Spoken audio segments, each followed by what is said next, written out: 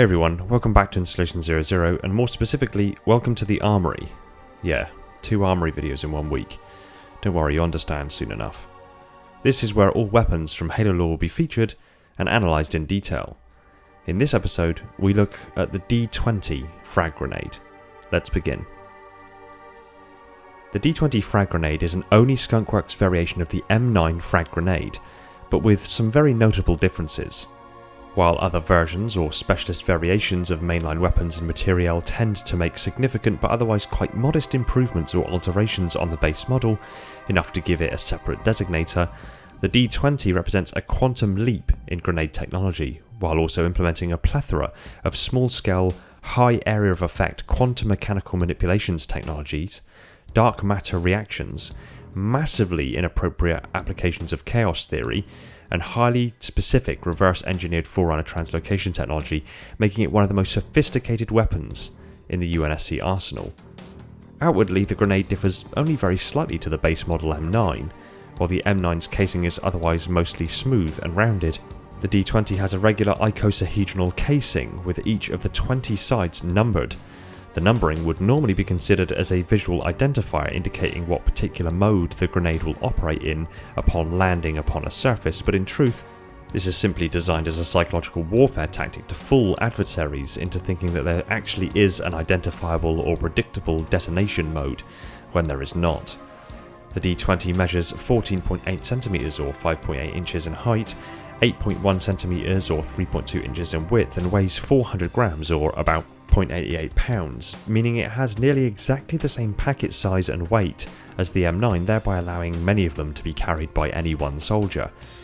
The D20's firing and activation sequence is achieved much like the M9, as it appears to contain a small electronics suite with a built-in accelerometer. This is evident by the fact that the grenade must first hit the ground before exploding. This is a safety feature ensuring the grenade would explode only after striking a surface after being thrown, and not in the user's hand. This may also explain the lack of a spoon or handle on the D20. The spoon is a device that is gripped while the grenade is being primed. It ensures the grenade will not explode until after the spoon is released, as it starts the fuse of a grenade as it flies through the air after it is thrown. The grenade is primed with a small button located on the handle, quite unlike modern fragmentation grenades which use a pin that must be pulled before priming.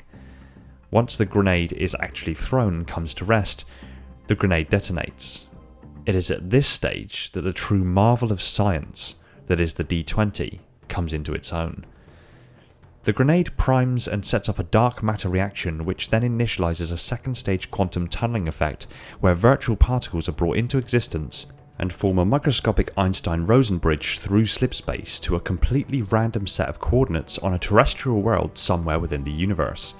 This process is completely governed by chaos theory, and thus is too grand and far too complex for even the greatest minds to comprehend.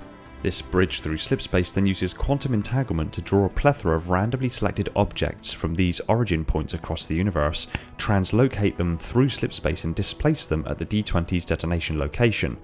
Effects that have been observed include a flashbang effect, random power-ups, quantum tunneling music from a 70s roller disco which appears to cause a ripple through slipspace, causing the tunnel to backfeed and collapse, dumping the immense energy levels back into the environment, resulting in a detonation akin to a 50 kiloton nuclear bomb. Sections of forest have been known to be translocated to the grenade's origin point, resulting in an almost instant plantation of trees. The apparent spawning of a dozen still-firing M6D magnums, an extraordinarily powerful anti-gravity repulsor effect, the translocation of up to a dozen hunters from Covenant-controlled space to the grenade's origin point, which is disorientating enough for the hunters to anger them to the point of immediately attacking the grenade thrower, explosive damage from various installations from across the universe as they are battle damaged, a downsized M12 Warthog, the auditory echo of a child scaring their siblings, and a near limitless array of other currently unknown eventualities which have yet to be observed and documented. The only semi-consistent effect which has been observed is as a result of bleeding off excess energy in the form of quantum manifested confetti and overflow sonic interference that sounds suspiciously like a party horn. In summary, the D20 is a devastating skunkworks grenade created by a senior technical scientist within the Office of Naval Intelligence's REAP-X division known only as INFERNOPLUS. It's an item of quantum mechanical magic, technological modifications, and an item of wartime weapons excellence, utterly unrivaled on or off the battlefield. Thanks for watching. Stick your comments down below.